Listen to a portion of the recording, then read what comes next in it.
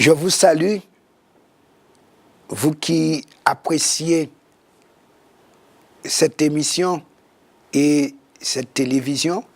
Je vous accueille au nom de Jésus et vous encourage à persévérer dans la course et dans la mission, dans le service à ce Dieu si grand, si fort, si bon et si puissant. Il n'y a pas mieux que d'être au service de Dieu.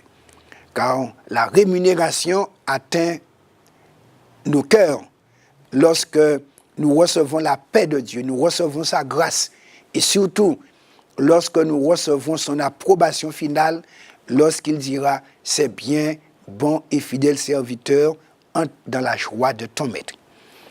Nous avons considéré comment les départements de l'Église devraient s'organiser autour des 5 composantes pour rendre effective cette dynamique de vie dans l'Église. Aujourd'hui, nous allons poursuivre avec le discipulat et nous arrêter sur les 2 catégories de membres que nous trouvons dans l'Église, les membres actifs et les membres inactifs. Dieu est un Dieu d'action. Parce que Jésus, lorsqu'il est venu, a dit « Jusqu'à présent, mon Père agit, moi aussi j'agis ». Dieu est un Dieu d'action. Car si Dieu cessait d'agir un instant, eh bien, l'humanité dépérirait. Et lorsque nous devenons enfants de Dieu, eh bien, il nous faudrait aussi entrer dans l'action avec Dieu. Car, rappelons-nous, l'univers n'est pas vide. Jésus l'a dit.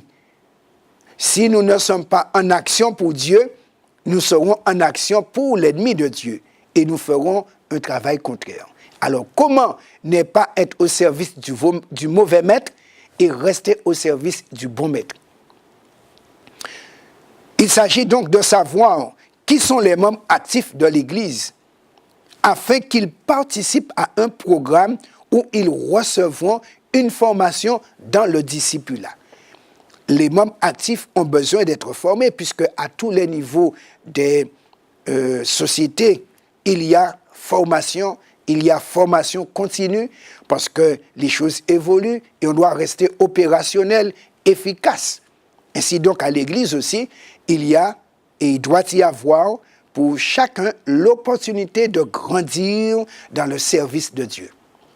Chaque ministère impliqué de conserve et fait des disciples sous la direction du pasteur et de l'équipe Seigneur transforme-moi de l'Église doit coordonner les efforts pour en assurer l'efficacité. Parce que le pasteur devient le superviseur général et il veille à ce que les membres soient formés pour être au service de Dieu. Car quand on lit effectivement ce que l'apôtre Saint Paul nous dit dans Éphésiens chapitre 4, verset 11 jusqu'au verset 16, il dit que Dieu a mis dans l'Église premièrement les apôtres, ensuite les prophètes, ensuite les évangélistes, ensuite les pasteurs et docteurs, et il dit le but pour le perfectionnement des saints en vue de l'œuvre du ministère. Donc nous voyons, il y a un perfectionnement, ce qui veut dire une formation en continu sur tous les plans pour que le ministère soit réalisé. On peut dire, chaque membre d'église est un ministre de Dieu. Le pasteur est ministre, le prophète est ministre, l'apôtre est ministre, mais le membre d'église aussi est ministre. Et on travaille de concert pour faire avancer la cause de Dieu. Comme Paul le dit, l'édification de l'église qui est présentée sous l'image d'un bâtiment dont le fondement c'est Jésus, les prophètes et les apôtres, et qui va s'élever en construction en vue d'un achèvement. Et l'achèvement, l'apôtre dit, c'est la stature d'homme en Jésus.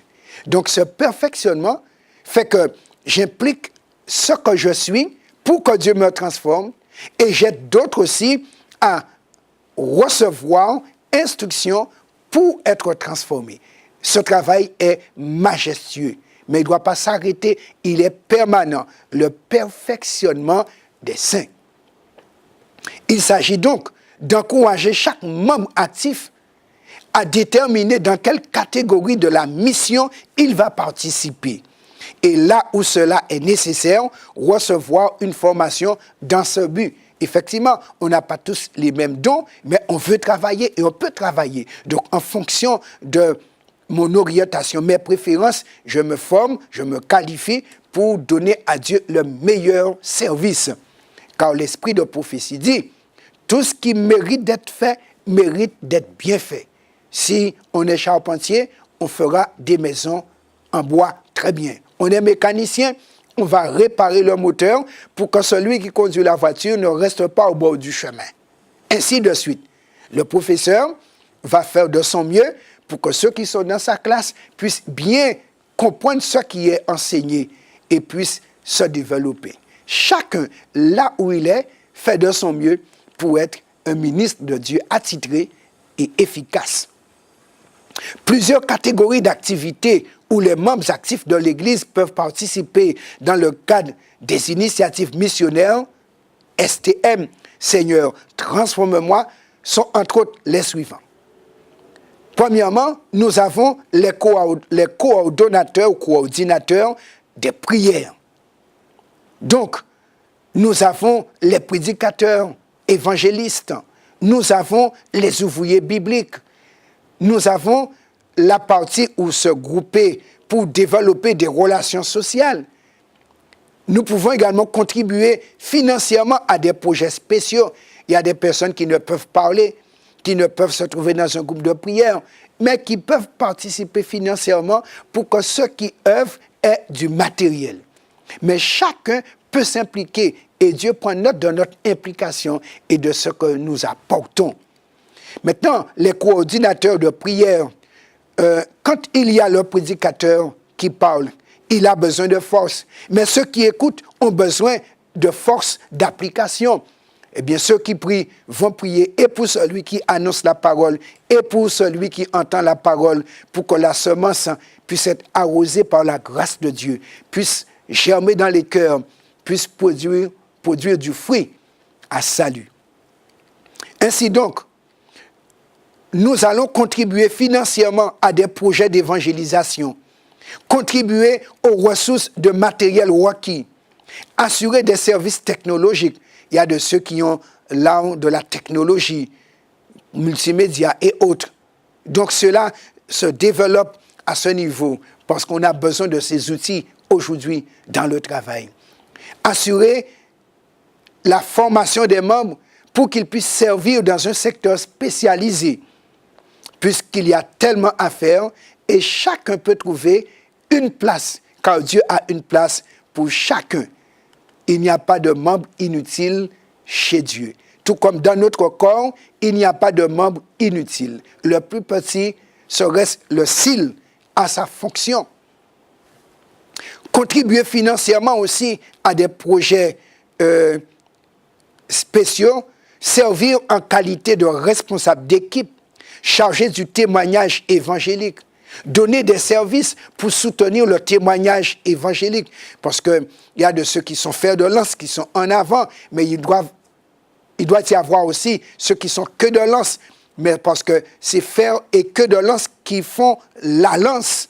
Parce qu'on a besoin de travailler ensemble. Obtenir des décisions pour se faire baptiser. Puisque là, quand on annonce l'évangile, Jésus a comparé l'évangélisation à la pêche. Effectivement, celui qui annonce l'évangile doit voir du monde venir à Jésus.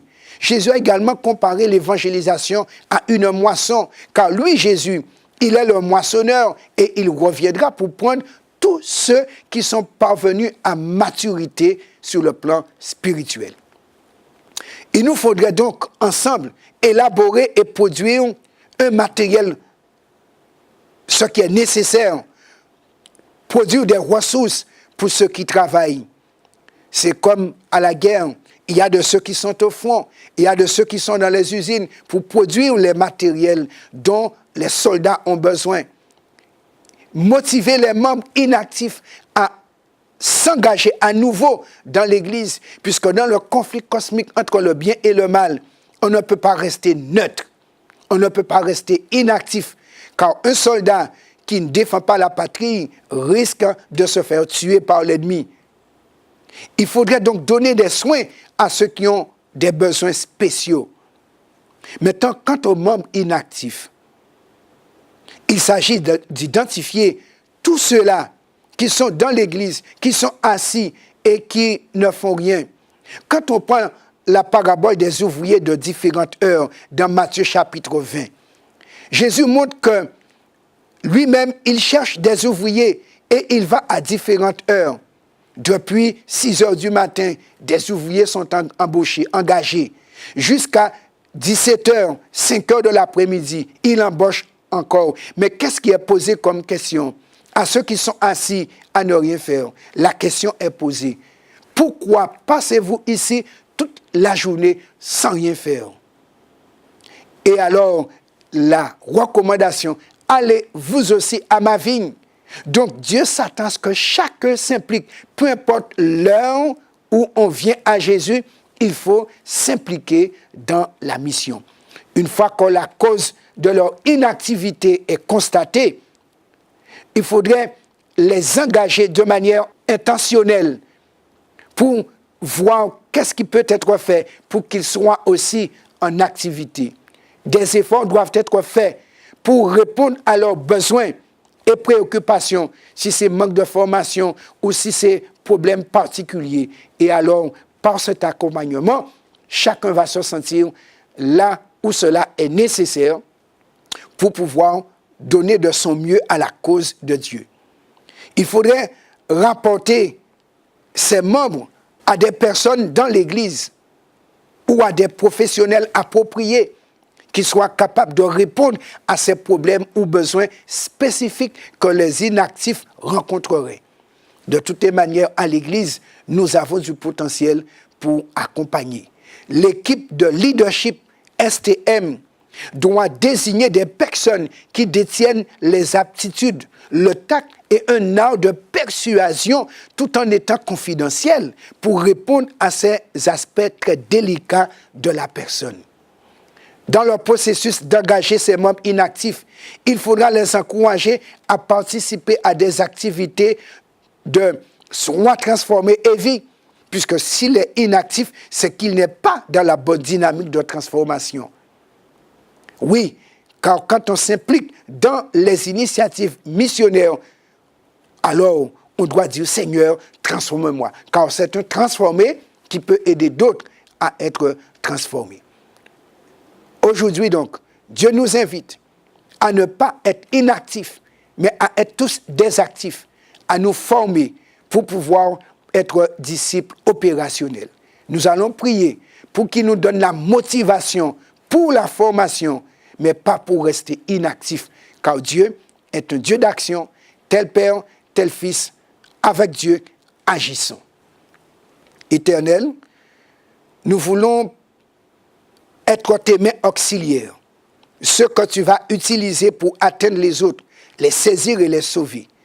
Nous disposons nos cœurs, notre volonté, remplis-nous de ton Esprit Saint et forme-nous pour le service et que nous puissions avancer courageux, sans timidité, mais pour te glorifier. Nous avons prié au nom de Jésus. Amen.